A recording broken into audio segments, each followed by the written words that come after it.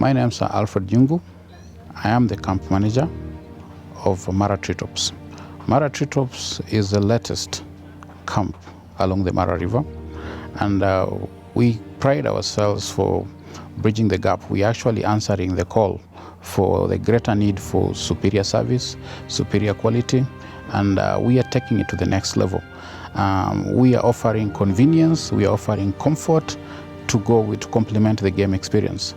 And over and above the focusing on the animals, we are also interested and we are also exposing our clients to botanical tourism. We are located in a very, very, very natural area. We are covered with the forest. It gives you the feeling of being in a forest, just being within the camp. And even our staff, which is also our greatest asset.